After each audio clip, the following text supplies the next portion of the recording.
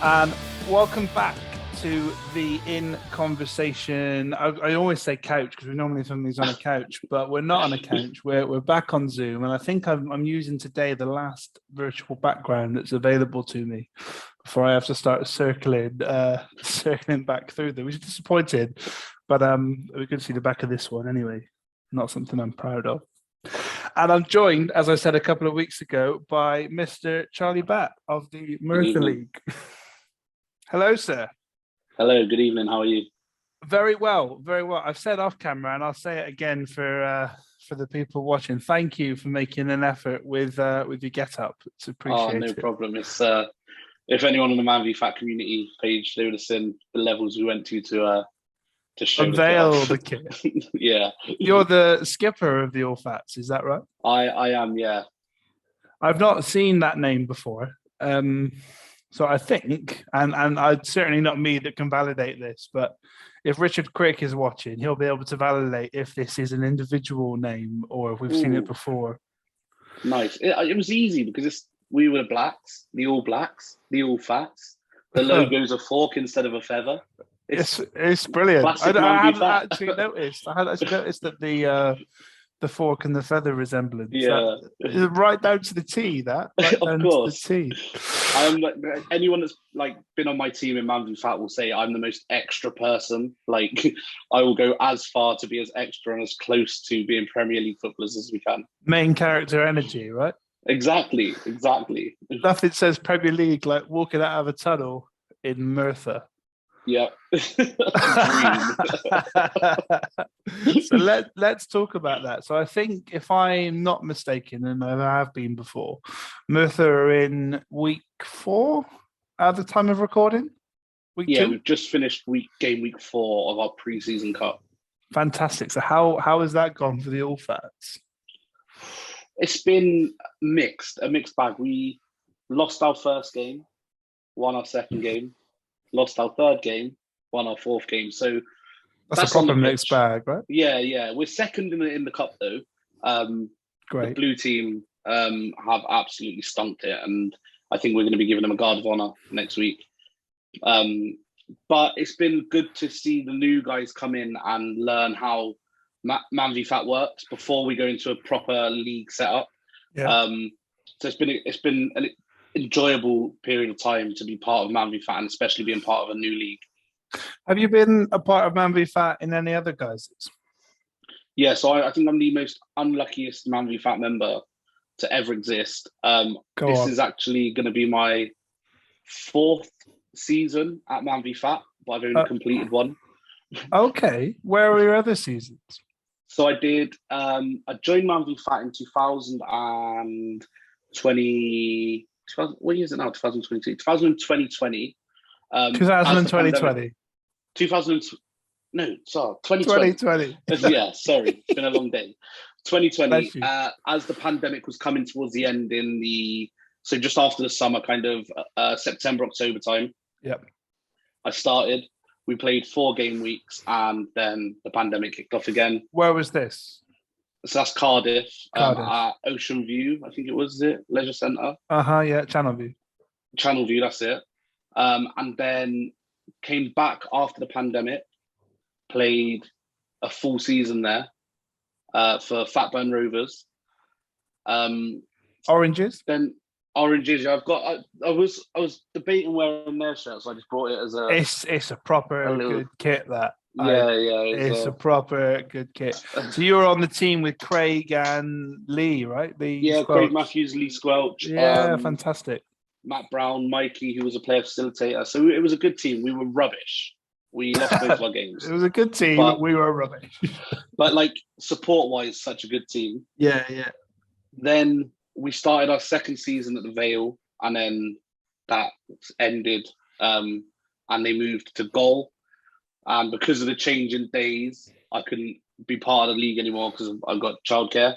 Then I went back for 4 weeks because I managed to change my days around, and then Merthyr opened. So I was just like, you know what? Merthyr's 2 minutes down the road. The petrol prices are ridiculous. For sure. I'm going to go to Merthyr. Fantastic. I think it says something when you're able to get in at the start of something, Yeah, because you can see from yourself, being the skipper of the All Fats and the knowledge that you bring, yeah, it's a really good place to be to really help that league yeah. Of kick off and course, of start in the course. best way. And it's So good because I knew Alex. Sorry, just to no, quickly go on. because I knew Alex from like other kind of external ManvFAT meetups. It's nice to come in and kind of support a friend in building something as well. Mm, yeah, I did a lot of work with Alex because he was the PF in Yeah, Newport, and I was the second PF in Newport. So we did a lot of stuff together yeah, there. yeah. But I knew him from the Cardiff days as well. Hmm. So it was that was quite special to see him go Yeah, off and yeah. go It's off and class, spread like his his little whole wings. journey. Hmm. What was it, Charlie, that drew you to ManvFAT in the beginning? So I have seen ManvFAT advertised on Facebook, on social media for years, like since before my little boy was born. Hmm. And I've always been larger than life. Um, but I always Legend. kind of put it off like I loved football when I was younger, grew out of it, and so it was kind of what if I'm not very good? What if like I had all these stigmas attached to it, which kind of like gave me just this pure anxiety not to sign up. And then the pandemic happened. I plowed loads of weight on for a breakup through the pandemic, and I was like, I am in the worst shape of my life. I need to do something. And I was like, do you know what? I'm just going to give ManvFAT a go, and it's one of the best decisions I've ever made in my life. What have you achieved so far? So I've lost 4 stone since I started ManvFAT. So come a long way. It's a I had to huge actually amount get of weight, man. my staff pass at work changed the other day because I'm no longer as fat as I was. See, So it's that shit. It's that shit that I yeah, love. I love hearing how much weight people have lost, and that's fantastic. But when something real life happens, like yeah. you've got a drop a clothes size or a change of Hmm. picture, that's my favorite It's thing like to hear such about. a win. Like, because I went in there like, oh, you need to change your class job, and I was like, yeah, Yeah, I'm man. not that circle We'll anymore. do that. We'll do that. Brilliant. That's so good. That's fantastic. So what's the do you have an end goal or a current goal or both? um, no, I think when I started, I did, and it was just to like get down to.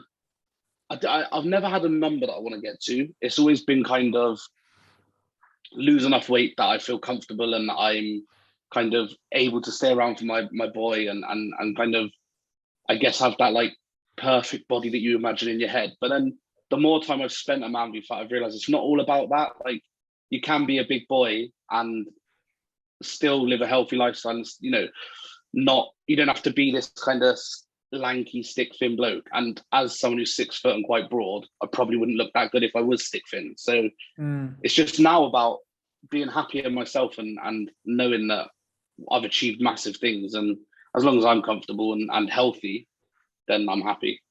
That's a fantastic goal, man. It's really, really solid. Yeah. Um, I asked Ben this question when he sat down with me, and so I want to draw you away from that if you can. I'll just say the same with him.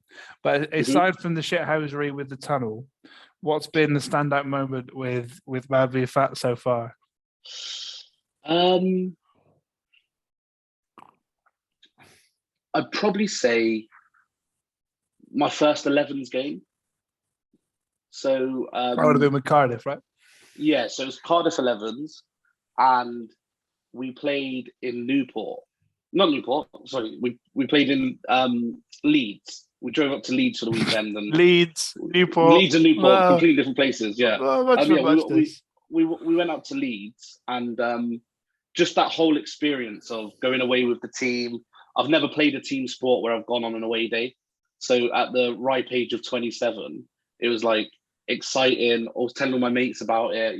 Yeah, Finished work yeah. early on the Friday. We got absolutely thumped, but I had a really good time, and it just showed that the ManvFAT community is huge and it's nationwide. I think what you touch on there is really salient around you haven't played a sport where you've been on an away day before. So that was really exciting. And Yeah, yeah, I think ManvFAT opens lots of doors like that for guys yeah, that 100%. didn't have those opportunities because of their Hmm. size in the early Yeah, days. yeah, I'd agree completely. I would I would I was going to mention this earlier, but I think we can cycle into it now. So talking of opportunities that I didn't have as a kid. And something I see that you're into is I don't want to get the name wrong, but I'm going to white collar boxing in Wales. Smacked it first time, perfect. Talk to me about that because is that a new thing? Is that something you've um, recently set up? no, so we just celebrated our third birthday. Two of those years being in a pandemic. But Counts. I yeah, but it counts. Um, I took part in some white collar boxing events before, just after my son was born, and it was a really good experience. But I just didn't like the way it was being run. I didn't think it was being run for the right reasons, and I wanted to raise money for mental health charities. So I put my mind to it. I've got an events degree, so I know how to run events. So I just founded this new idea of white collar boxing Wales, kind of giving people as close to a professionally run fight night as possible, 8-week training camp, and I set it up, and it just absolutely smashed, and like it did so much better than I ever thought it could. The pandemic obviously stopped our pace, but we're back. We're doing well again, and it's just yeah, I just love giving other people an experience, and we've raised over £35,000 for charity. So it's Wow. just yeah, it's a great feeling. That's a huge amount of money. I was just about to Yeah. ask you, so is this your business? But it's a charity, right? So it's a business as well. So obviously the event side of things is like the business side, but the main goal is it's a socially aware business. So we don't do it for profit. We do it to raise money for the charity. Um, and so we've just opened a boxing gym locally to where I live as well to give the community somewhere to come and train. Is this your day job?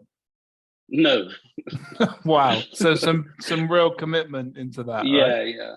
Hopefully within the next 12 to 18 months, it will be my day job. But right now it's a passion project is the best way to Yeah. put it. And is 8 weeks enough? I'm assuming you've done your research, so I know the answer is yes. But if for someone who's maybe putting it off, thinking, "Oh, 8 weeks doesn't sound like enough to be fight ready," what's Yeah. the? I mean, is it enough time? To be a professional boxer, no. Well, obviously, To fight in a white collar boxing show, yes. We we've worked on kind of over the last 3 years, even in the pandemic, we were still working on it. So we've worked on like making sure the training camp goes through every step. So the first 2 weeks of training, you're just learning the basic movements and footwork and stuff, and then you get to go on the pads and the bags, and then we get you into sparring. I would encourage anyone who does it to go the extra mile and do extra training outside of the training camp that we provide. But the 8 weeks is plenty of time to be ready to jump in the ring and do something amazing for charity. what would the sort of level of commitment need to be?